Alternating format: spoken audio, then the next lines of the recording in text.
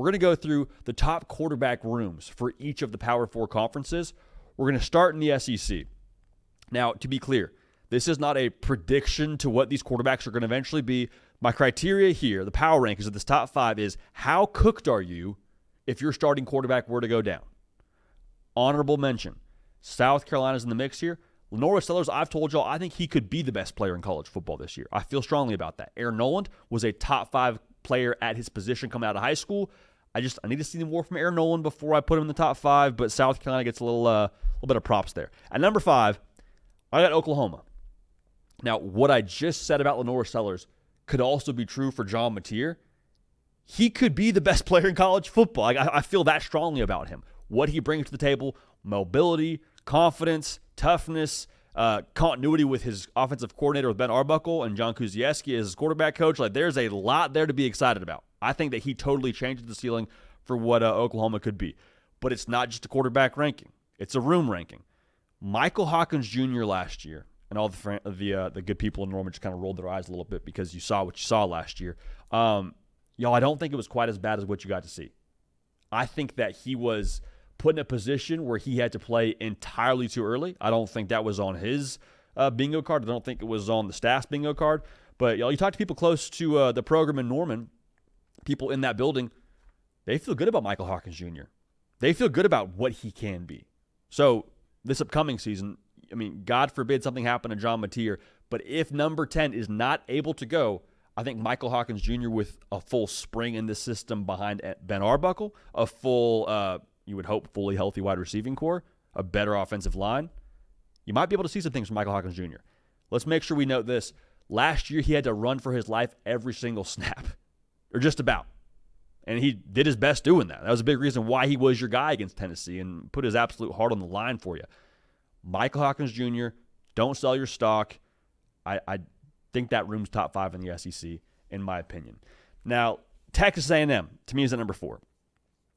If you watch this show, you know we're big fans of Marcel Reed. Massive part of that. I cannot get out of my mind's eye watching the game against Florida in the Swamp. And we really, as college football fans, didn't know who was going to be the starter for A&M in that game until like a few minutes before kick. Connor Wegman, a little bit dinged up, not sure what's going to happen in the rain. Marcel Reed, I believe he got told pretty early on, too, that he was going to start. Like, it was a pretty close to kick thing for him as well. And if it wasn't, I mean, they kept it under wraps. The bottom line is he walked into the Swamp, and his pulse was just, I mean, they probably had to check it a few times to make sure that he was actually alive. Like, the dude has got some psychopath to him. Looked like he was out there playing 7-on-7 against Florida. Now, the Florida team he played versus the Florida team they eventually became, two different things. But the point I'm trying to make here is I think with the offense being tailored to him this year for a full spring, for a full offseason, for it now being his team, he's going to cook this year. I love what he brings mobility-wise. I love what they have done around him, going out and getting Kevin Concepcion. I think Marcel Reed's in for a big year. In addition to that, behind him you have a quarterback who I think is criminally underrated, is Jacob Zeno. Started his career at Baylor, transferred to UAB, did some good things at UAB. Now he's at Texas A&M. He is very steady hands if something were to happen to where Marcel Reed is not able to go. You could put him in the game and he wouldn't mess it up. At that point, give it to Le'Veon Moss. Make sure you give him some access throws. Jacob Zeno was an Elite 11 guy. Like he's got some real skill to him. So Jacob Zeno from UAB by way of Baylor, now at A&M, him in that room with Marcel Reed, to me, makes it top 5 in the SEC. So this top 3 now is where it gets a little bit more intriguing. Really the 2 and 3 spot is where we had some disagreement here in the office before we got rolling here. I got Auburn at number 3. Now, you have 2 5-stars between Jackson Arnold and Deuce Knight. You also, just the cherry on top there, have a quarterback who started games in the Power 4 in Ashton Daniels, transferring over from Stanford. My big thing is I'm not sure that you have a true hit in that room. It might be Jackson Arnold. It could be Deuce Knight. It could be Ashton Daniels. But what I saw from Jackson Arnold a year ago, while I still believe in him, there's a lot there that I'm wondering about. Like, I think in 9 fumbles last year at Oklahoma, got benched at different points, not all the time because of him. I think it was a lot of what the situation asked for.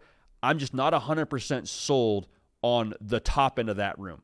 But if you're talking about a situation where, how cooked are you if your starter goes down, I do think you have some answers. I'm just not so sure there's the top-end talent in there to totally make me feel confident in them being a top 2 room. So I like Auburn. I want to see more from Jackson Arnold, but top 3 room in the SEC. I don't think we're speaking too unfairly to what the Tigers have there. Y'all watch the show, you know I'm high on Deuce Knight. I think he's going to be special. I'm not even sure that Deuce Knight might not start some games for Auburn this year, but I digress. More on that in a little bit. At number 2, I got Alabama. Now, Auburn fans, you're frustrated by this. I hear you. Same deal, though, to what you have in your room. You have 2 5-stars in Keelan Russell and Ty Simpson, and then you also have Austin Mack. My whole reason for putting Alabama at 2 in the SEC versus Auburn at 3, it's a Kalen DeBoer trust thing. Like Kalen DeBoer, looking at his resume with Jake Haener, Michael Penix Jr., what he's done at the collegiate level, he has recruited 2 of these quarterbacks in this room, from Austin Mack to Keelan Russell. And the third quarterback might be the guy that starts for them, and Ty Simpson. So with that being said, I think Alabama at 2, it's very much so a Coke Pepsi taste test. If you like Deuce Knight and Jackson Arnold and Ashton Daniels more, there's no fault there, but I have Alabama at 2 and feel pretty good about that. Now at 1-1, man, we got LSU. This is the most stable quarterback room in the SEC. Garrett Nussmeier is the most known commodity at quarterback in the country. Threw for over 4,000 yards last year without a run game. Imagine if he has a run game this year. Behind him, you got Michael Van Buren.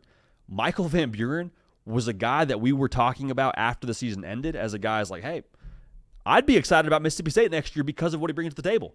It's a dude who was recruited to Oregon from Dan Lanning. Like if you are a quarterback that Will Stein wants on his football team, you can play some ball. If Jeff Levy wants you on his football team, you can play some ball at Mississippi State.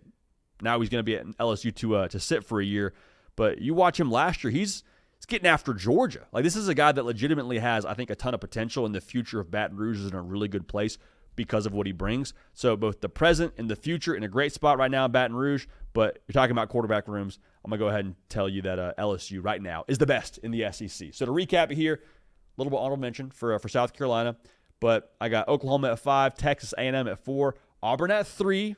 All right, if you have them at 2, I don't fault you, but I have Auburn at 3, Alabama at 2. It's a Kalen DeBoer thing, and at number 1, I got the LSU Tigers with the best quarterback room in the SEC. So get at me with your takes there. Looking forward to hearing from y'all. I'm sure we will all be in agreement.